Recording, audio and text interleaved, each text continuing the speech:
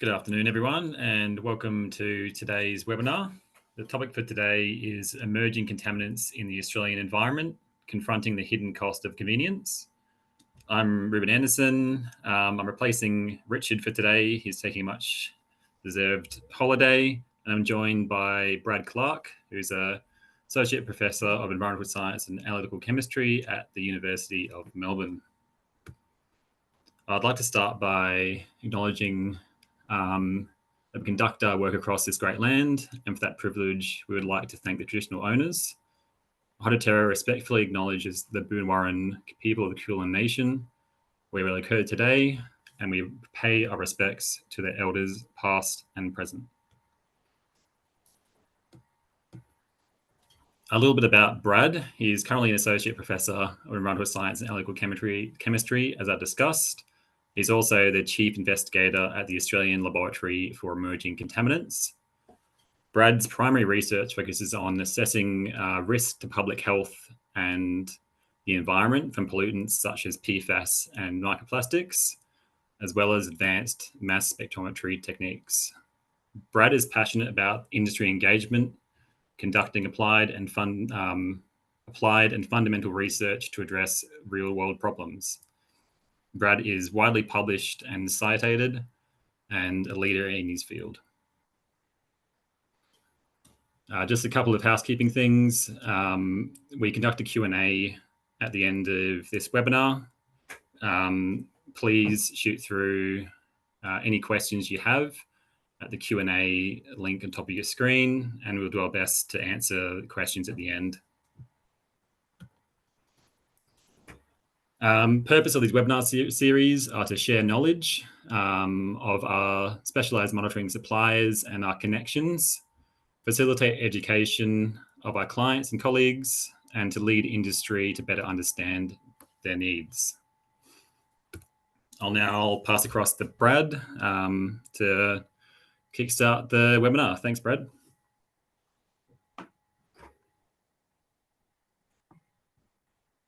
Thanks very much, Ruben, and also to Richard and the Hydroterra team for the invitation to present here today.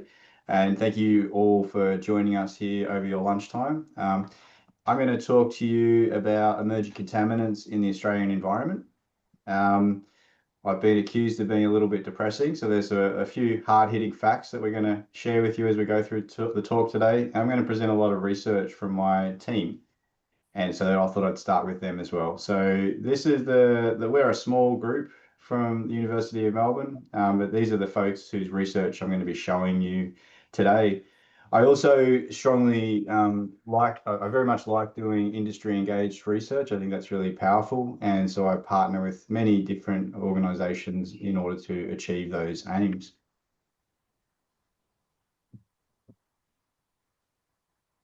I'm going to start with a quote.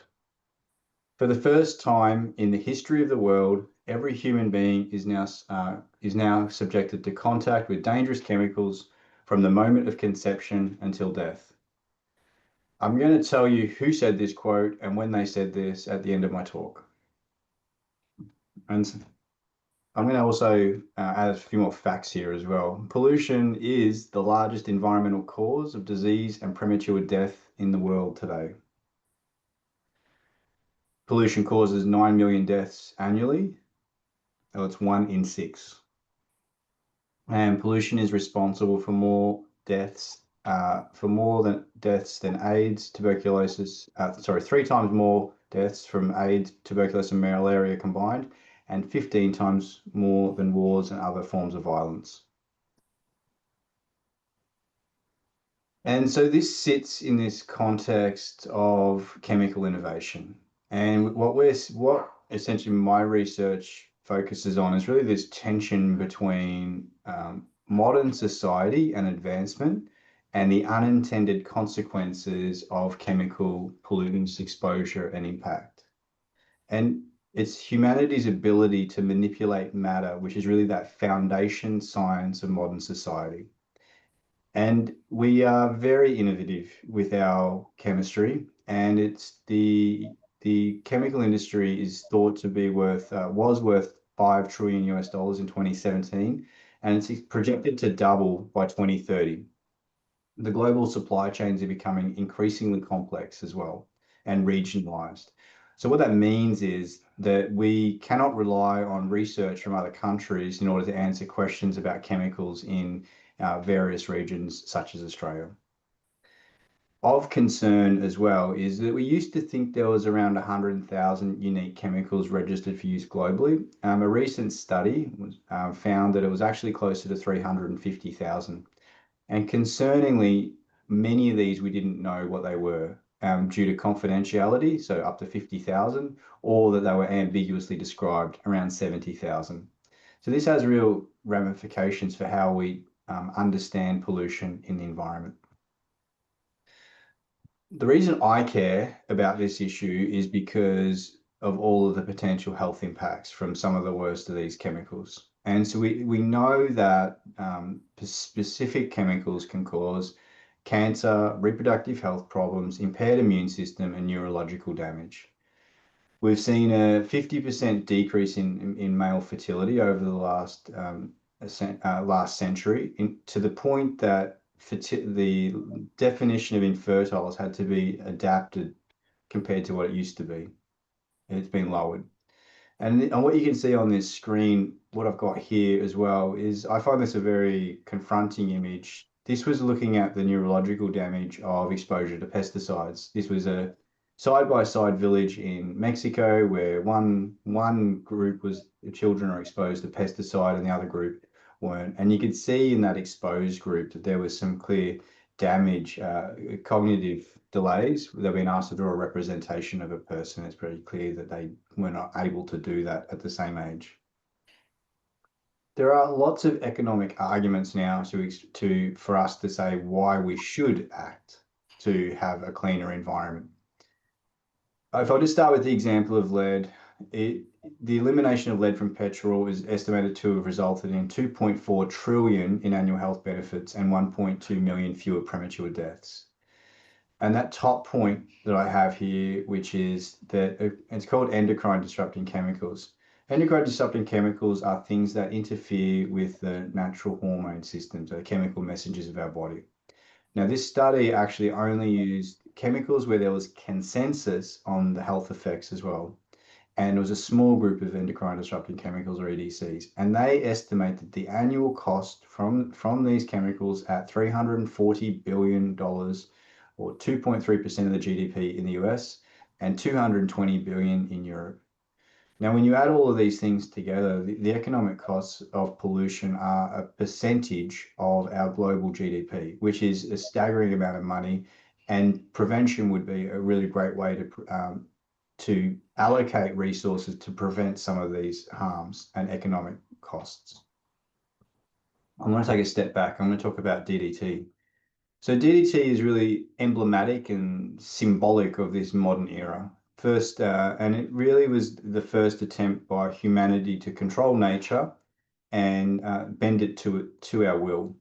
And it was so valued for its efficiency as an insecticide that Muller, who discovered those properties, was awarded a Nobel Prize for this.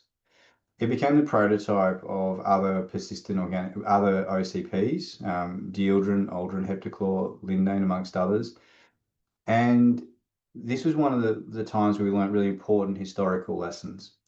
And the persistence of DDT, so they knew it was persistent, it was actually a valued property at the time. And the reason that was important was because it meant you didn't have to reapply all the time.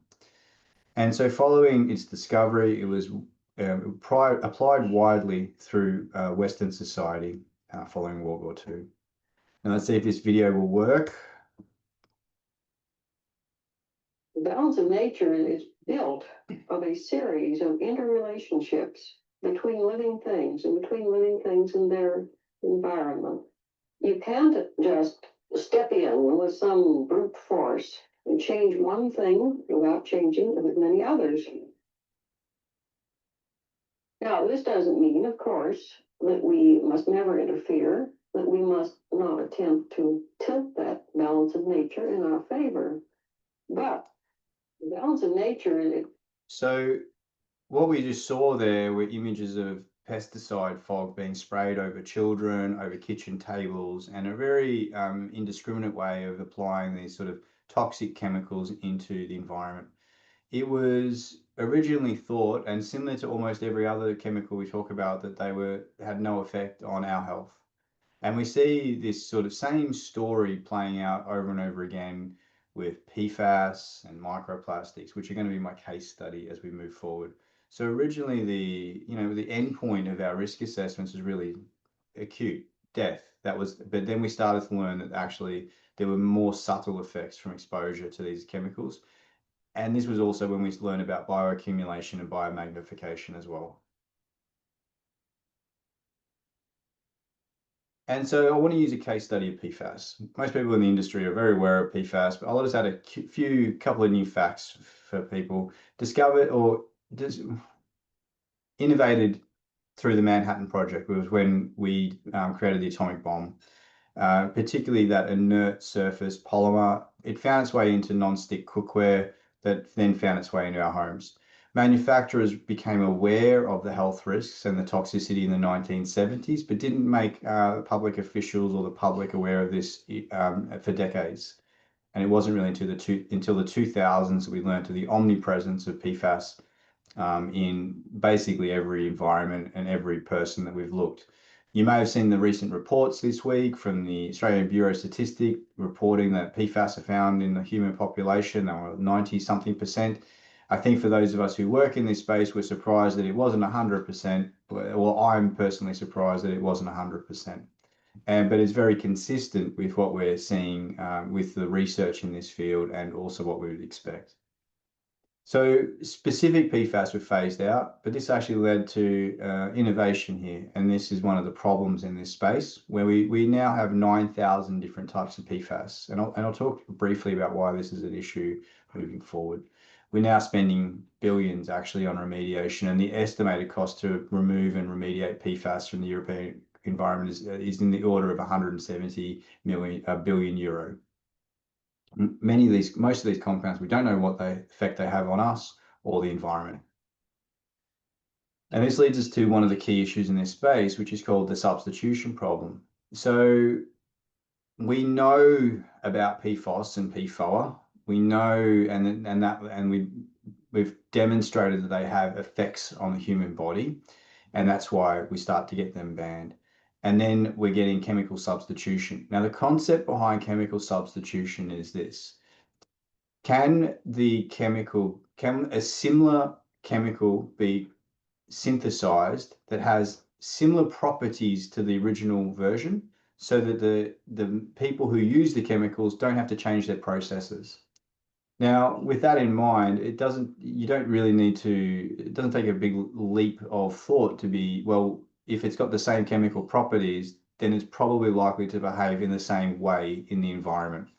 And this is really what we're starting to see, which is so we see a declining in the regulated PFAS, and now we will see an accumulation of those other ones as well. And this really exploits this risk assessment paradigm, this is the foundation of how we regulate chemicals in the Western world, which is these four this pillar, which is hazard identification, dose response relationship, exposure assessment, and then risk characterization. And it's really the paradigm that gets exploited here is that every single time the industry changes a single molecule changes an atom on that molecule, it gets a different CAS registry number, and it needs an entirely different assessment. It needs a different measurement technique. It needs a different toxicity evaluation. It needs a different exposure assessment. And it's impossible for us to do all of this on all of the new chemicals that are being introduced. I'm going to talk to you about PFAS for a bit. I'm going to show you some of the work from my group. In 2022, the US EPA proposed some limits in their water that were astonishingly low. So 4 parts per quadrillion. So it was 0.004 ppt. So we'd sort of gotten used to being in that nanogram per liter range, and then all of a sudden they went lower. And when we saw that number, it was like we didn't even know what the acronyms were below PPT. So now we know it's PP, part per quadrillion.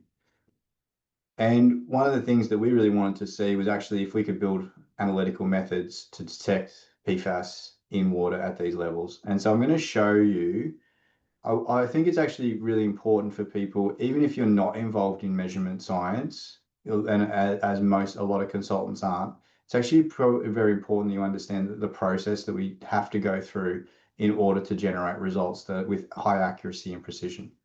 On this slide also, we have some of the known and suspected health effects from exposure to PFAS.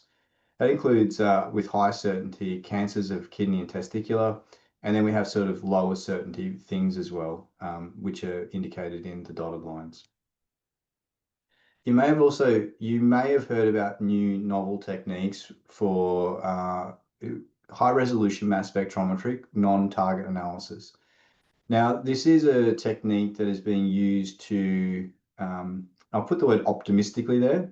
This is a technique where we're aiming for the complete characterization of a sample without authentic standards. Now, this is not possible at this point, but this is where the field of this is going. Now, the issue with non-target analysis, when we compare it to, say, traditional quantitation, is that it requires very expensive instrumentation. You need a high level of skills to operate. But then when we look at that data that's coming from it, it's not reproducible at all at this point. What that means is if I was even to take that data file and I give it to another team, say in Queensland or Brisbane, to analyze from my high res, they would not get the same reports of chemicals back. And that's a real problem as we move forward. But this is a tool of the future that we need to put a lot more investment in. So I'm going to briefly walk you through PFAS quantitation. We use a triple quad, which means that it has 3 quadrupoles, and we take a molecule through, we break it apart, and then we measure its fragment. We do that twice for every compound. We add internal standards in there as well. What we've been working on is how to optimize this whole process and this whole workflow for that part per quadrillion technique to quantification level. And these are all the areas that you can modify. And I guess one of the reasons I'm also showing you this is so you can see all the level of detail is required in order to build a quantitative method. And it's actually an enormous amount of effort. We're going to talk about 80 different compounds from 10 different classes of PFAS. I've color-coded them. So most people are probably familiar with these first two, the carboxylic acids, that's your PFOA, and the sulfonic acids, that's your PFOS. And then we have a whole range of other new and novel compounds. We'd always had trouble with these ones here, these FOSAs, so I've marked them in yellow. The first thing we did was look at the evaporation step, and we found that actually the US EPA recommended a higher temperature for evaporation at the final part. In actual fact, you're going to lose a lot of your compounds. And so we found actually a lower temperature with using water as a keeper allows you to keep a lot of these compounds. I'm also now going to show you some solvent tests as well. So this is when you have solid phase extraction. So your compounds are sitting on the cartridge and you put a solvent through there to elute them. And what we found was that actually, so these are all recovery graphs. So you have a percentage here, 100%, 100%, and that's what you're aiming for. So we can see that with different solvents, we're recovering different types of PFAS. And then we tried pH modified as well. And again, what you can see is different solvents give slightly different profiles. And so our last test here was we thought if we combine basic methanol and basic acetonitrile, we think we might get full recovery. And that's actually what we did. We found that if we had a mix of basic methanol and acetonitrile, and then a second step of neutral acetonitrile, we can get nearly 100% recovery for most of our compounds. I'm not sure if you can see my cursor. Let me just grab. No, that's not what I want. Anyway, so there's a small group that don't work, but that's actually to do with the instrument rather than the extraction process. Now, the reason I'm raising this is because this is just 80 compounds. Now, this is the most PFAS that can be quantified anywhere. or not anywhere in Australia, certainly, but it's one of the largest suites that is quantified globally. And it's taken us an extraordinary amount of effort to do this. So I told you before there was 9,000 different PFAS. And so it's not really feasible to do this for all 9,000 at the moment using current approaches. We tested a range of different products, and we also found that they worked fine, but the best one was Oasis wax, in case you're interested. Okay, so the next thing we wanted to do was, and we're doing this currently, we're doing a survey of drinking water from around Australia. So we've done this in two parts. The first one was actually, we were contacted by the local community down at Gippsland. They were concerned about PFAS potential in their water due to the local RAF base in Sale. They thought that potentially that was causing elevated levels. And so we wanted to do a citizen science approach here, which is where we send out a kit, they take the samples and they send it back to us and we analyze it. And we wanted to get a range of tap water types as well. Now we've implemented a range of QA/QC approaches into this, and we are very confident that the values we're reporting here are not from contamination from the sample collection. Importantly, what we found here was that we had no exceedances of the new US EPA limit of 4 nanogram per litre. And the local community were very distrustful of the local water authority. And so this study actually put the local community at ease. And now they feel much more confident to know that the PFAS levels in their water are extremely low. Now, you might look at this and say, well, why is there PFAS in all 27 samples? Well, it's because PFAS is really everywhere now. And it'd be really unlikely, once you hit very low detection limits, to actually find a sample without PFAS. And we have PFAS in our rain. And so this is just really a reflection of these chemicals cycling through our environment. The other thing I have here is just method performance validation as well. Wejan was in the earlier image. She did this work. It's very, very fantastic. At these levels, these are the levels we spiked. These are our recovery values. And this is with precision work. As you go lower, it gets harder and harder to hit the target. So she did an amazing job here. So if you would like to be part of our drinking water study, please email me. I want to show you this study as well. This is about wastewater treatment plants. So wastewater treatment plants are an emission source of chemicals into the environment. Now they'll say that they're just a conduit, which is true, but they're still a point source to the environment. So we need to be thinking about them very carefully about how we manage those point sources. This study was about looking at whether this study is working towards understanding the sources of PFAS to wastewater treatment plants. Okay, so what we did was we took a sample every hour at the inlet for one whole week, and so about 190 samples.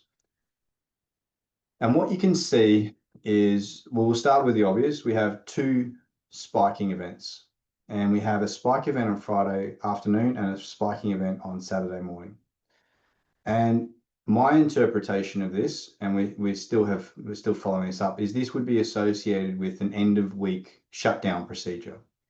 So and potentially this PFAS contamination, which would then, once got into the treatment plant, would be distributed through the whole process, could be from one or two emission sources. And it means that we could control this release of PFAS and reduce our treatment costs as well. And the second thing to note here is that throughout the first part of this week, we have a really stable background of PFOS. What I'm showing you here is PFOS. Now, what this actually demonstrates or provides us with is actually values for the emission coming from our homes. So we're also an emission source. And I think that this allows us some context for explaining the PFAS that is just, we have to accept there's going to be some PFAS in the background now for a while. But we don't have to accept that we will have additional inputs from industry. The easiest way to control these pollutants is to control them at the source. And it would be much cheaper for us to even go to the industries that are emitting these and say, we will take this water and treat it for you, rather than having a dilute treatment process at the wastewater treatment plants. We've been following this up. These are a study we've been doing with some treatment plants. We wanted to see if that variation still existed through the week and if we're seeing differences between autumn and spring. This study found less differences, but I think what that speaks to as well, there were some differences with days. When you do a composite sample over 24 hours, you actually lose the resolution and it loses the ability to actually try to find the source of these contaminants. And so if we look at the previous one where we see these spike over a couple of hours, we would have missed all of that if we had had a 24-hour composite. The next one is biosolids, and it's really nice to see that biosolids are getting some attention in terms of them being a source of pollution to the environment. Now, the way that we build our treatment systems is not really conducive to this as being marketed as a sustainable practice. Unfortunately, trade waste is included in our sewer system, which means that we have an opportunity to concentrate a lot of contaminants into our sewage sludge. And sewage sludge then is what we call biosolids. It's been remarketed as a term to make it more palatable to the public. Now, as I talked about analytical before, analytical chemistry, these chemicals that I've marked here in grey were present in very high concentrations, and they're called DIPAPs. So they're a type of PFAS, typically associated with paper manufacturing and use, or food contact paper. Now, if we hadn't have added those to the method, you wouldn't actually know that they're present. Now, the problem with DIPAPs is that they break down to form the carboxylic acids like PFOA, the ones that we are concerned about. And so that'll happen on the agricultural fields that we apply them to. Now, also very concerningly is that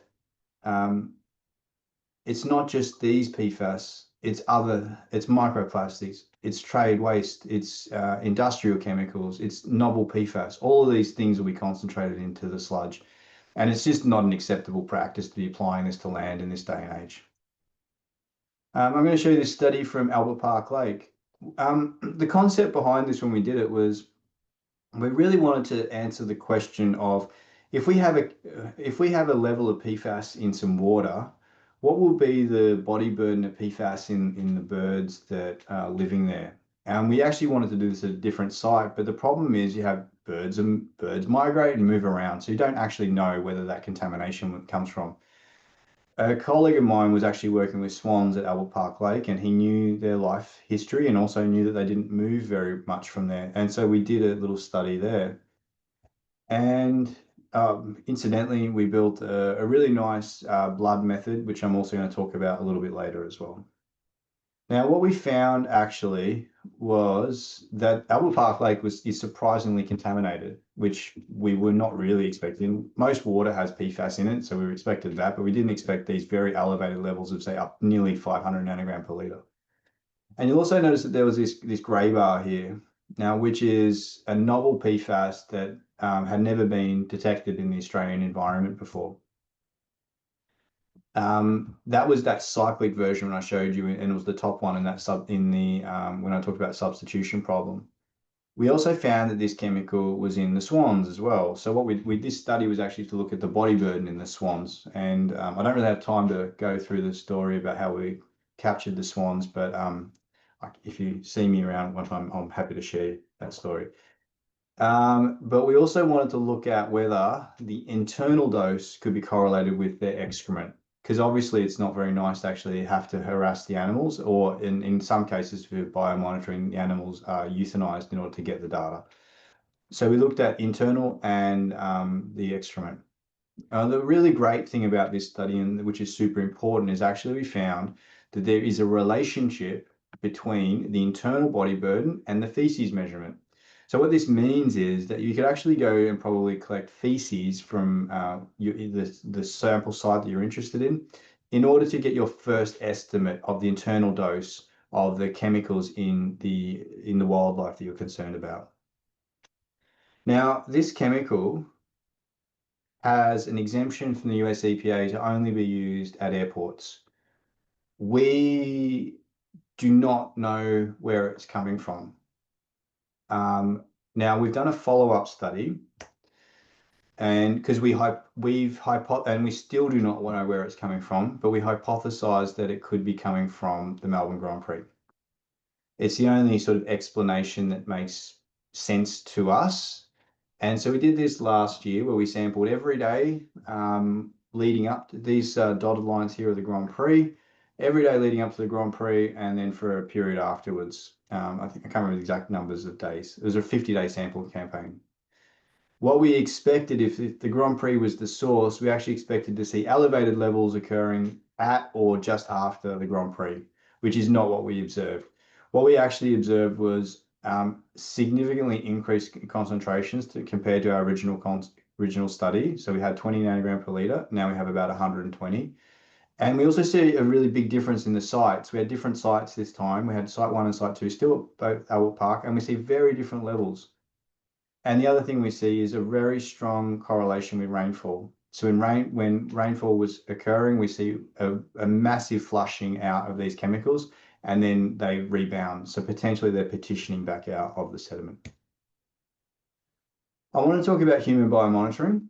Now, I think that human biomonitoring is an incredibly important piece of the puzzle. Now, it's really fantastic the Australian Bureau of Statistics is doing this work now, and I hope and encourage that they continue to do this ongoing. This should be part of the landscape of Australia's pollution monitoring. Typically, what happens is when we have a chemical that's been monitored or regulated, you'll see a reduction. Almost every single time you can see this with every chemical we've done, DDT, PCBs, BFRs, PFAS. But what happens is when new things are introduced, you'll see them go up. And so I think that's also part of what we should be looking at. We've been working on this device, this is Jordan's work, for self-sampling. And so one of the things is at the moment, a lot of the studies are flawed because they might be surplus pathology. They're not deliberately taken for PFAS, and they don't include healthy individuals. So we've been working on this device where we can send it to people, they send it back to us, and we can give you your PFAS measurement. A lot of validation work went into this as well. I won't bore you with that too much. Needless to say, it works very well. We managed to get good recovery on about 50 different PFAS. And what you're seeing on the screen now is the PFAS levels in my blood. Based upon what the ABS just published yesterday, my levels are the median levels you can see in red there, that's PFOS, were what was median in Australia, and now the median is a little bit lower. So I have maybe slightly elevated levels. The other thing that's a little bit concerning is, you can't see here, but that 6,2 chlorinated perfeza, that's a replacement of PFOS, never been used or manufactured in Australia as far as I'm aware, and that's found in my blood. And that really is what is being now observed globally. We're starting to see these replacement chemicals showing up in people. And we've just finished a big validation study where we have compared different types of microsampling devices, and we've sent them and we've validated the postage doesn't contaminate the sample, and they're stable for over a month. Now, the other thing that would be really good to do with human biomonitoring is not just do targeted work, but do that non-target workflow. Look for the chemicals that are present in us and then work your way backwards. This is just to demonstrate that stability over a 35-day sampling period. A lot of this is not our work, but this UOF that you can see here is called unexplained organic fluorine. And so we see a higher proportion of UOF in this example from women versus men. This graph is a little bit unusual. Typically, women have lower levels than men for a few different reasons. But the main thing is that there's a significant portion of organic synthetic chemicals in our blood that we do not know what they are. And that should be a thing that should be a concern to all of us.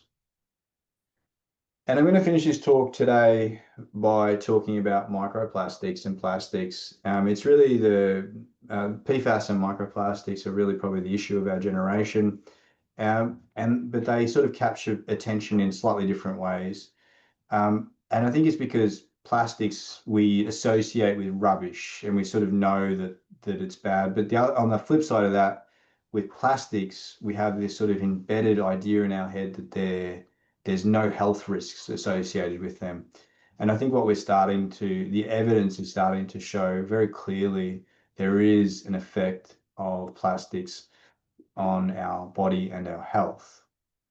And I think the other thing that I'd like to raise here is that there's an opportunity for things to go wrong as we move forward in this space.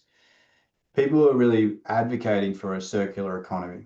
Now, the problem is that when we have a circular economy, plastics aren't just a single polymer. They're typically complex mixtures of a variety of different things, and we're potentially up concentrating these chemicals back into direct contact with us.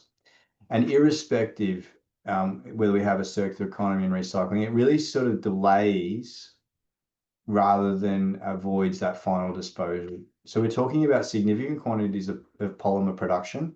My prediction is that with efforts to move to renewable energy, the feedstock of fossil fuels will move to two places. One will be polymer production, and the second will be chemical manufacture. And so we need to be very vigilant in these spaces to ensure that we don't create harmful outcomes.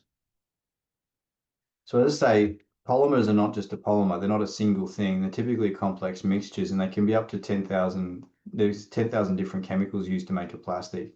We add things purposefully. And then if you think about that treatment, the water treatment example that I provided before, the surface of polymers actually will absorb pollutants as well. So if it goes through wastewater treatment, and so wastewater treatment plants are a big source of plastics now too, particularly the biosolids, they have an opportunity to absorb industrial chemicals. And so things we're talking about are phthalates, benzophenones, benzotriazole, nonylphenols, bisphenol A, flame retardants. And it's a real cocktail, and it's a concern. And we really don't have the appropriate tools, assessment tools, to really deal with this. And one of the big issues here, analytical chemistry is the heart of the problem in order for us to move forward in this space. We don't have very good techniques at the moment for the quantification of plastics in the environment.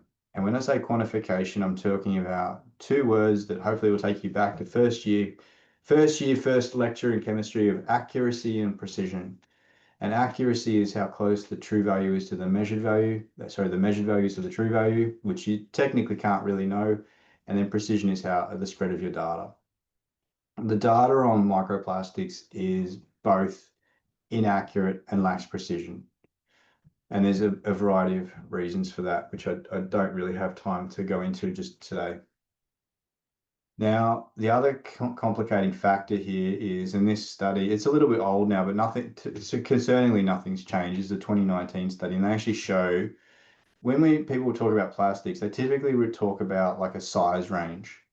And you can see, and microplastics are now, micro originally would have been micro in size range, like a micrometer. But it got defined to include up to 5 millimeters or 5,000 micrometers. And then the lower bound range it really should be 1 to 1,000, right? The lower bound range really became operationally defined by the technique or how the samples were collected. And you can see from these studies that everyone was reporting plastics in different size categories. And it makes the data not comparable as well. So not only do we have problematic analytical chemistry, then we have the ways of reporting is inconsistent, which means that we really can't do appropriate comparisons. And then if we look at criterion 5 here, which talks about size, the thing about the toxicological effect of plastic is the shape and the morphology of the particle will have an effect on the physiology.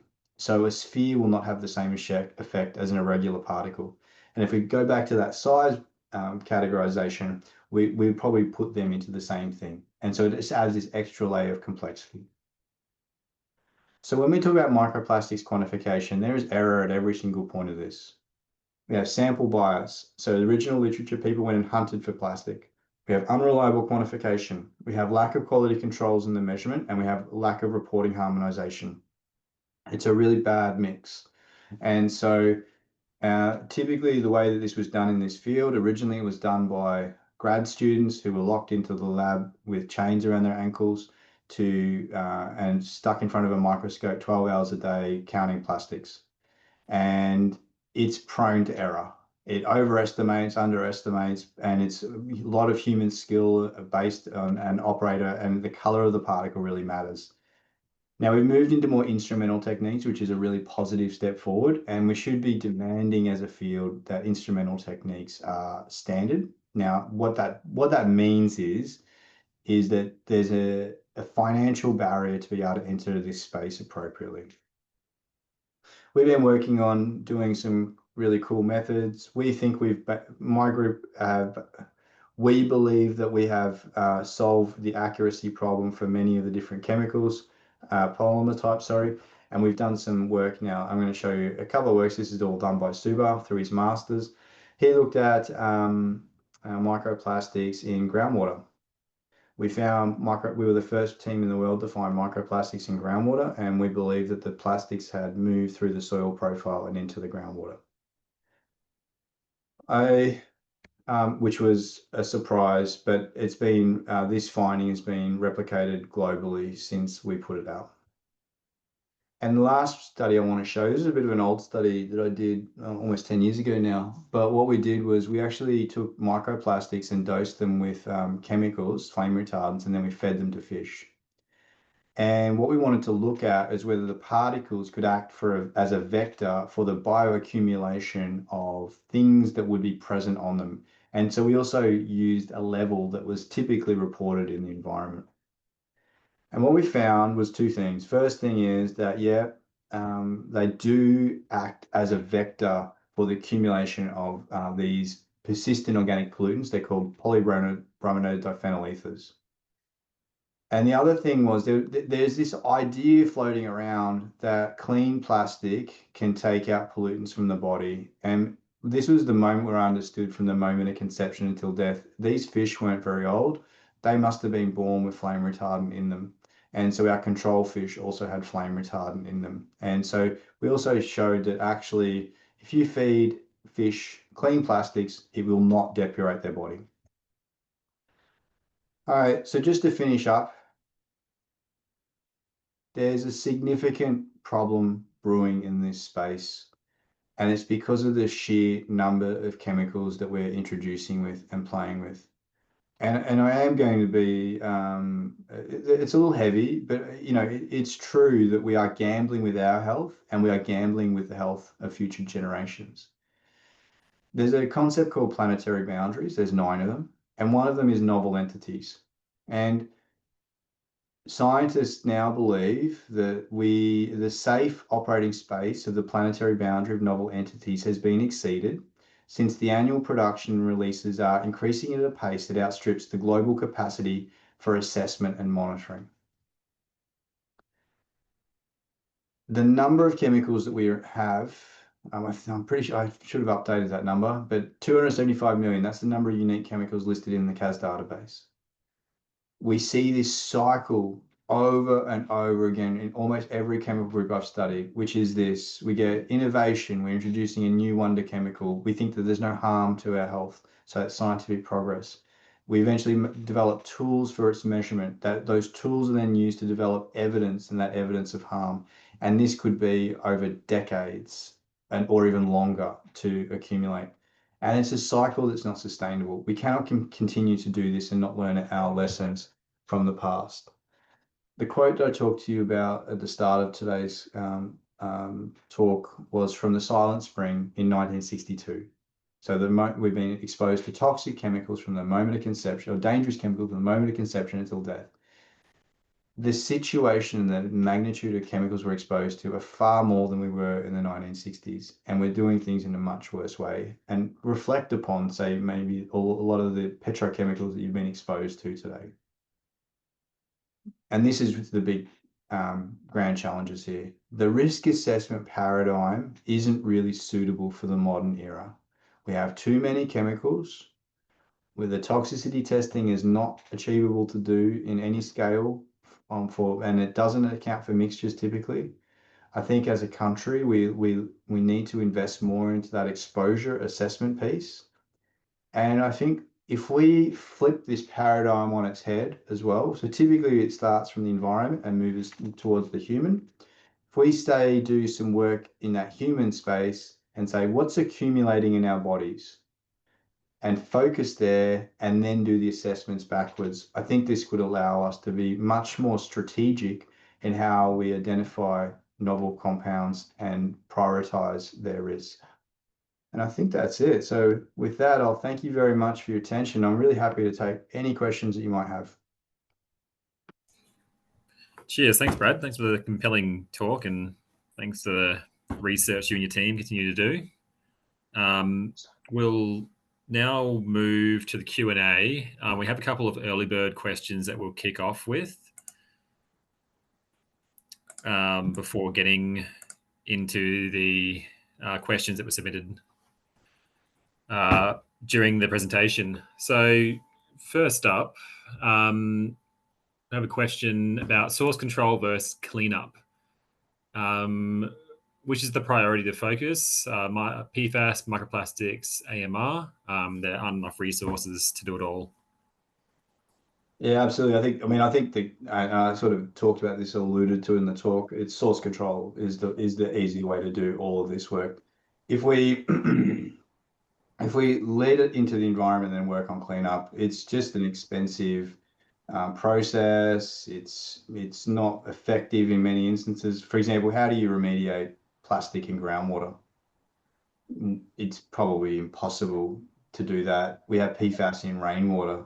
So the best way to do this is to focus on the emissions of pollutants and minimize them where we can. And also, I think very clearly as a society about where do we want to use this innovation? Where is an appropriate place to use these innovations, and use them sensibly? And I think that should help us move forward in a much more considered manner. Great. What are the transport and distribution pathways for microplastics and soluble microcontaminants? It's an interesting question. I sort of feel like I need a little bit more context of what they're asking, but I'll do my best.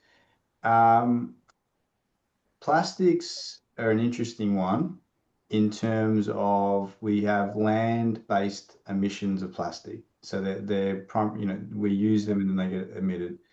The air plays a big role in their movement. And then we have and it also depends on what size that you're talking about. So we have primary plastics that can include things like your bottles and your bags and things like that. Can also include things like microbeads that were put into cosmetics. So and they will abrade in the environment. And so the pathway at the moment is looking to be something to the effect of, if it enters that sewer system, a majority of that plastic will enter the biosolids, and that biosolids will then get put onto land, and then that land would probably then become a resource of those plastics back to that terrestrial environment. We can tell where biosolids have been applied now by the legacy of microfibers and microplastics in the soil. I think it's too complicated for me to talk too much about soluble microcontaminants. How about I might go. I think the lessons, because I talked about DDT at the start. So the lessons we learned about DDT was that it was deliberately released into the environment, and then that was how we learned about biomagnification and that movement. Then we had PCBs, and PCBs were never deliberately released into the environment. But what we learned about that release was that it was actually occurring through two main processes. Three actually. One was wastewater treatment plant discharges. The second was trade waste discharges directly into surface waters and also to wastewater treatment plants. And the third was aerosol emissions through incineration. So then and then we also found that they were then bioaccumulating. So I guess the question is about soluble. So that's really probably PFAS.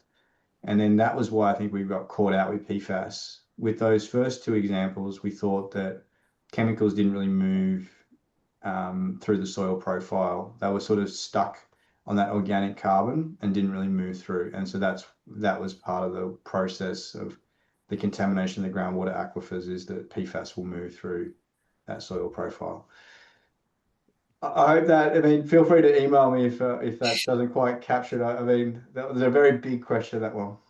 No, you did well.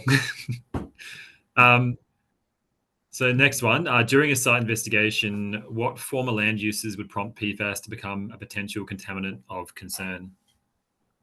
Sure. I mean, the main ones are Defence Force sites, um, fire brigades like CFAs, chemical manufacturer would be on there as well, and airports. They're the main places that you would be focusing on PFAS as a legacy issue.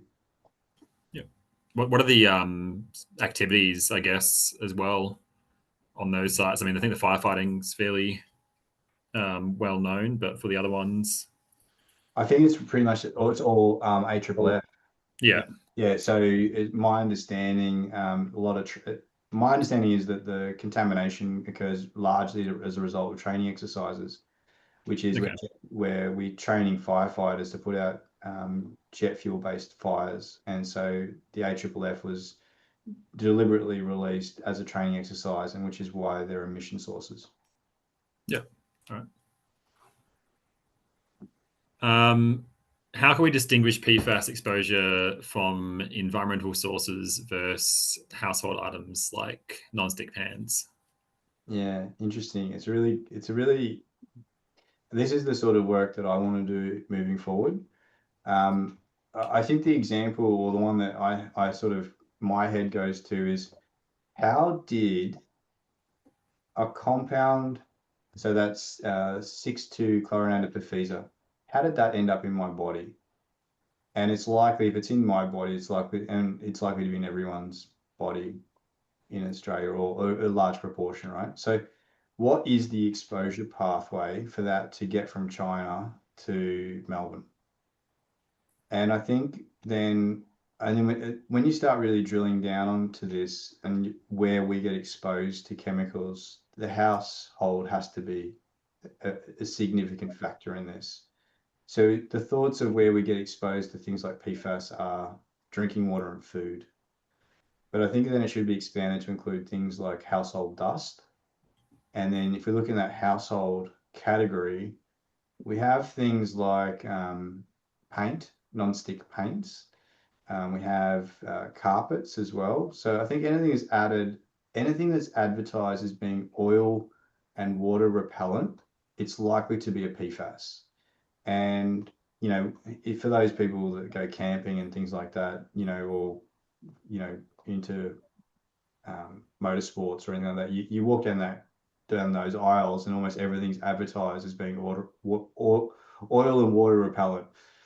And so these are things that we should be considering about what's actually in those formulations, and do we really want them to be released into the environment in such a way? And then as an individual, then do you really accept exposure through that use of that? And I'm going to provide another example as well. I like to go camping.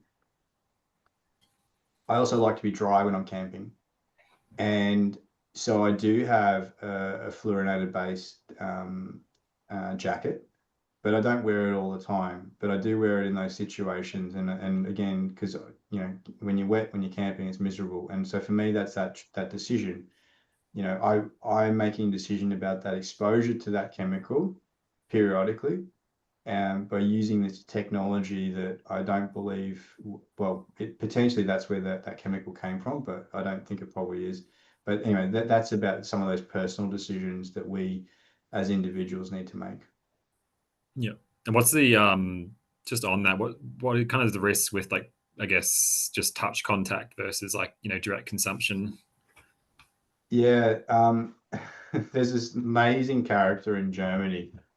Um, I was I think he's a doctor from Germany, and he basically put all the PFAS in a muffin and ate them. And so, yeah, he looked 67, but he was only 20. He'd taken all of the standards. No, he actually was 67. I think, I don't know. So, but it was really interesting research as well. And because you can't get this sort of data on people, we can't do that sort of experiments on the bioaccumulation rates and then elimination. It was really amazing work. What he found was actually almost the entire dose of chemical was accumulated. So, but he saw massive differences in the elimination rate. So the shorter chain PFAS were eliminated quite rapidly. And then those longer ones, like the PFOS and longer than PFOA, really did not depurate from his body. I think it was around a 6-month study period. And I think that's pretty concerning in terms of that. If there's 100% bioaccumulation rate, and then you've also got this massive half-life, yeah, that's a worry, particularly for things like this that we know have an effect on the human body. He did another study too where he impregnated, he put PFOA into sunscreen. Now, cosmetics do have different types of PFAS in them. They can be very elevated. And there have been studies where they found associations between the internal dose of PFAS with cosmetic use.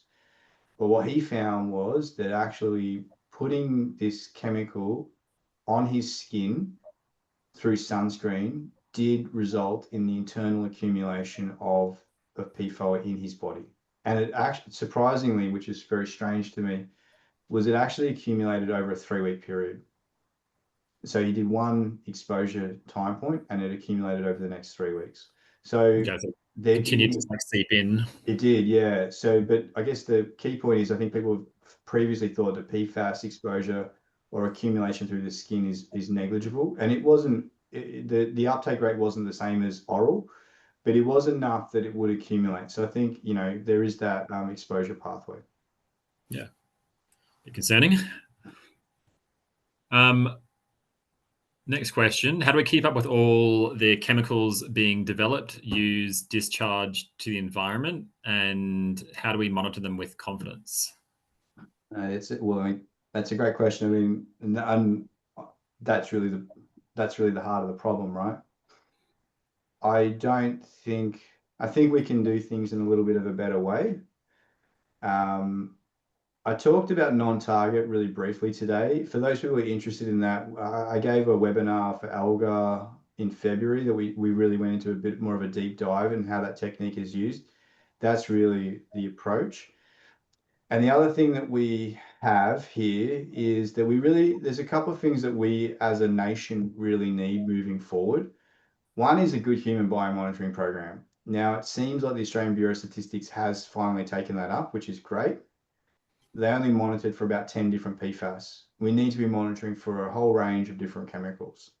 Now, you can also do non-target there as well. And it's something that should be run and coordinated and be done, say, every second year by dedicated professionals. The second thing is that we need to have our own environmental repository, so specimen bank. So areas where we know are emission sources. So wastewater treatment plants, landfill, leachate, and they're your two primary sources of emission control and sources to the environment. Now we should be taking samples of those at least annually and storing them at a museum so that researchers can access them to determine, say, when chemicals were introduced into society, because we are going to find problematic chemicals in the future, and it's helpful to know when they came in. And so along with that, they should be tested for as many contaminants as we can, but also they should be screened with non-target analysis as well. And those two things are, well, there's really three things there, but those three things are steps we can take that would start to give us a little bit more confidence in the contamination. And really, going back to that first question, it's really about source control. It's so much harder to control the pollutant once it's released. So we want to identify it early, and then we want to get on top of it early too. And so we do need a mix. The risk assessment paradigm is not suitable. It's not fit for purpose at this current age. And so we need to be moving more to a precautionary approach, a precautionary principle-based approach.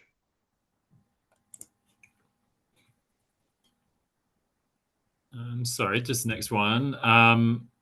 So you mentioned in your talk about the rainfall flushing in Albert Park Lake actually reducing PFAS levels. This question is about how impactful is flooding to the spread of contaminants to otherwise clean areas? That's such a good question. I really can't answer that one, but looking at the images from the floods this last week, it has to be playing a massive role in the distribution of chemicals. One would presume that the treatment plants in those regions and the local landfills were also were flooded. And then you have all of the chemicals that have come from our homes now sort of liberally dispersed through the environment as well. So I'm not aware if people have done research into that, but it definitely would be playing a role in the movement and contamination of otherwise pristine areas. Are there steps to bring issues of contaminant impacts on human and environmental health onto the government regulatory agendas? I believe so. I mean, I think the PFAS NEM 3.0 that just came out, I think it speaks to the complexity of this problem, right? That deals with 3 compounds.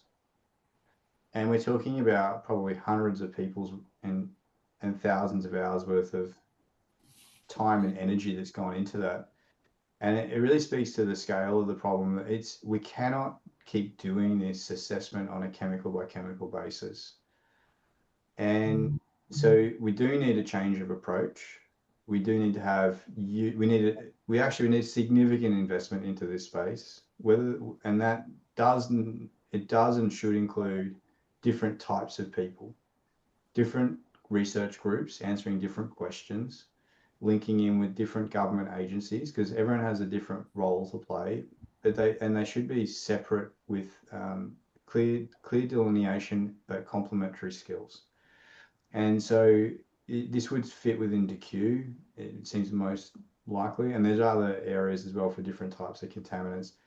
I think this is I think that this is an under-resourced area. I think where we don't really have the appropriate skills to deal with the complexity of the problem. And I think, as an example, last year was showing that bisphenol A, which is a plasticizer, it makes plastic soft. It elevated levels in pregnant women cause autism in boys. Now, that's a cost to the community, depending on the level of the disability of the children.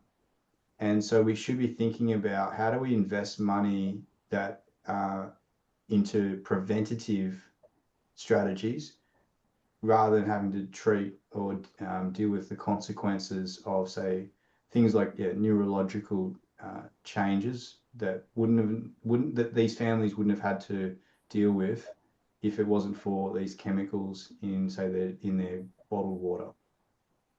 Yeah, sure. Next question's around, do PFASs present similar health risks that were discovered similarly with asbestos? I don't really understand. I feel like there's maybe more to that question. Did you have any clarity on that one, Ruben? It fit. No, not too much clarity on that one. Maybe we can, whoever asked that, maybe if they can reach out. Yeah, I mean, I put on the slide, I had the summary of the, high certainty and low certainty health effects and associations from PFAS. And asbestos, is primarily lung cancer, is my understanding. But I've not ever studied asbestos. New unregulated chemicals are created daily and entering our ecosystems. Is the science able to keep up, and what can the government do?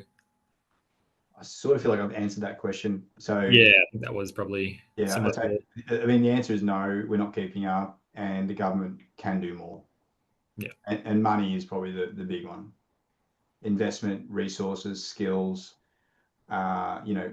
researchers, pathways for the researchers as well, like into industry, commercial laboratories, government agencies as well. So making sure we're training a generation of scientists and supporting them into their careers as well.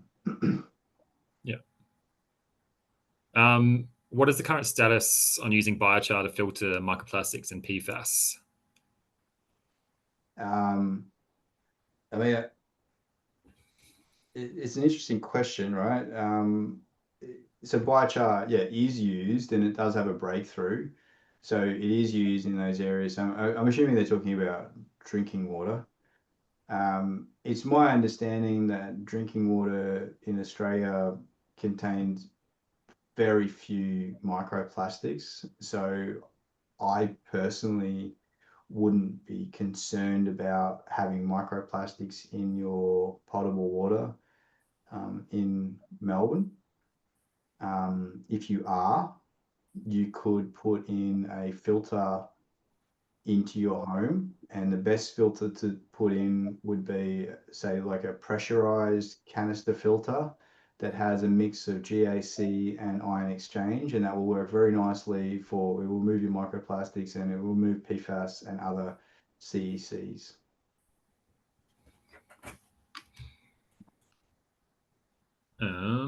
What are the long-term effects on the marine environment and the plants and animals that live in it? And how do we deal with the accumulation of toxins and microplastics?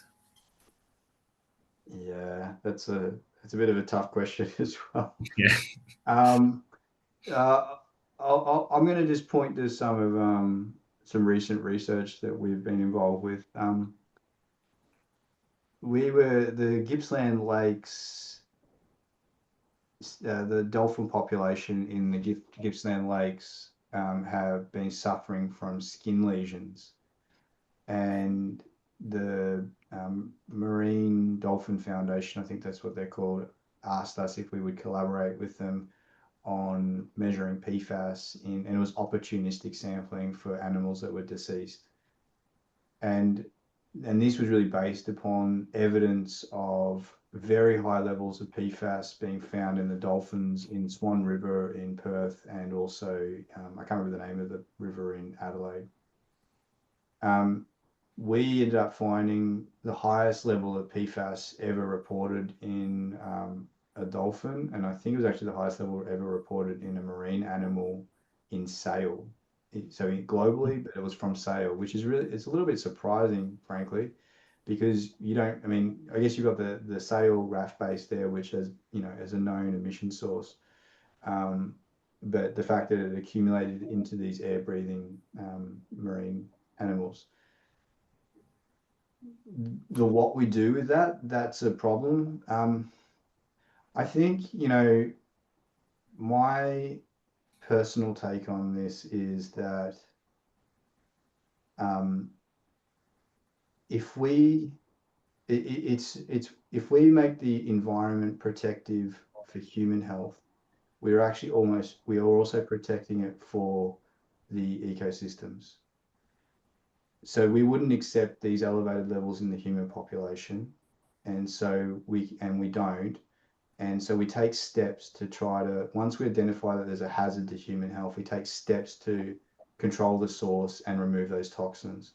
And so, and I know a lot of people's primary focus would be, the environment, but I think actually if we make the environment safe in terms of chemicals, not releasing them in exposure for people, we're actually also doing the right thing by those other ecosystems too. And one of the reasons why I think that this can be a strategy that's effective, is because people are quite selfish. And if we appeal to that selfish nature of people who are concerned about their own welfare, it actually will have a positive effect for the rest of the environment. And so that's part of why I think having a strong human health focus will actually have really positive effects for the reducing the level of contamination of the environment. Yeah, gotcha. Bit of a flow-on effect. Yeah. I think the next one, I think we've covered. Well, you've covered in the talk just about Australian tap water and whether you consider it safe to drink. So, yeah. Yes, I do. Yeah. There are regions where it's not. Those communities have been informed of that in most of the time. We're currently doing a drinking water survey, and we are independent of the water utilities. And so I think that this will be a good way of determining actually, do we have unsafe levels of PFAS in our drinking water? Yeah.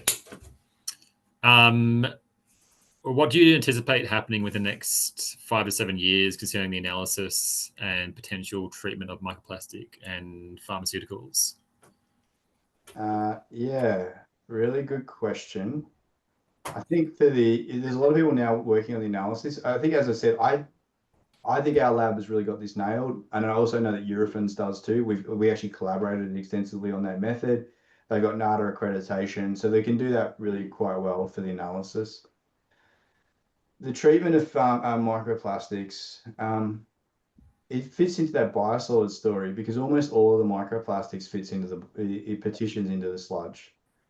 And so once we accept the reality that it's not a safe practice to put sludge onto agricultural land, and something needs to happen, and it might be some sort of thermal treatment, it means that we probably destruct the chemicals and the plastics at the same time. And it'll be a really nice way of controlling that potential emission source. Pharmaceuticals, I'm not typically pharmaceuticals and don't, because they're designed to be biologically active, they're often water soluble. And therefore, what that means is they're often biodegradable. And that's not always the case, but it's pretty typical. And they often don't have long half-lives in the environment. So when we look at that pharmaceutical problems, the issues are often concentrated around wastewater treatment plants. You do get things occurring. Don't get me wrong there.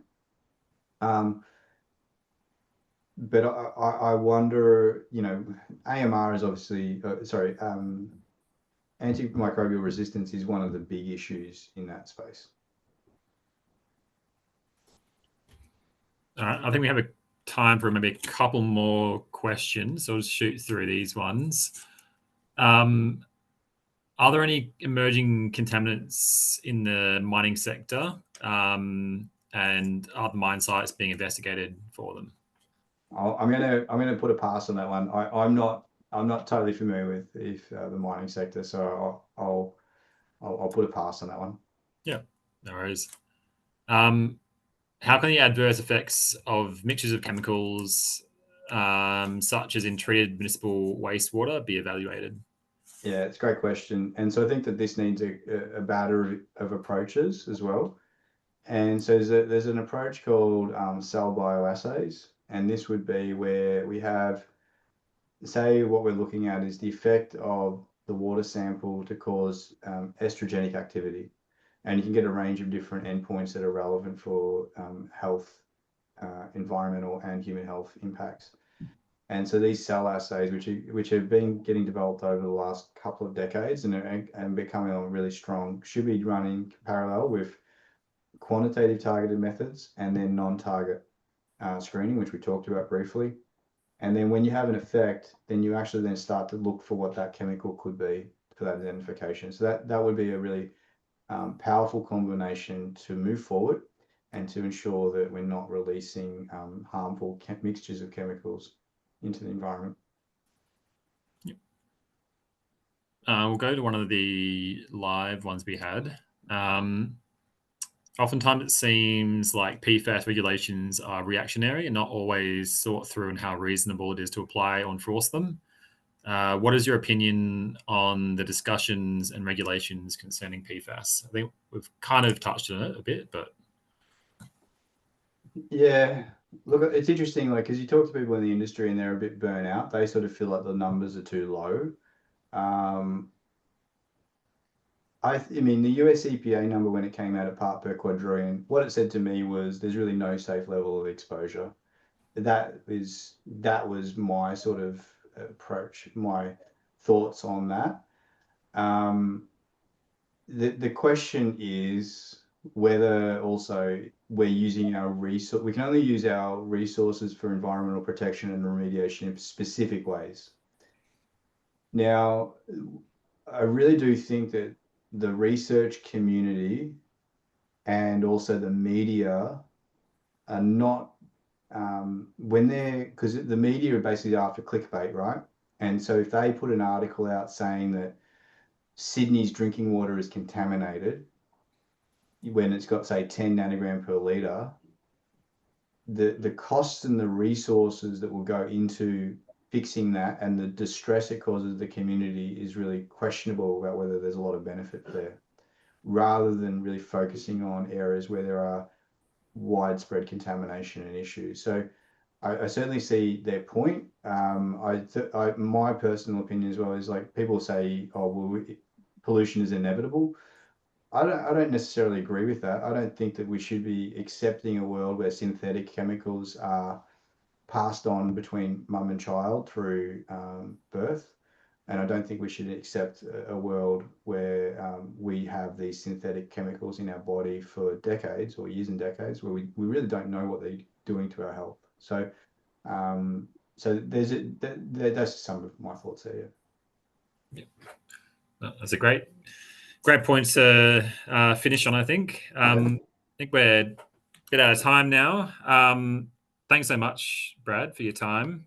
It's been great delving into some emerging contaminants, and I'm sure everyone were interested. And we got still some questions in the pipeline. So any of those that we didn't get to, we'll take on note offline and try and get answers to you guys after the webinar. But yeah, thanks so much, Brad. Thank you very much for the invitation, and thank you everyone for listening to me today. I really appreciated being here today. Cheers. Yeah.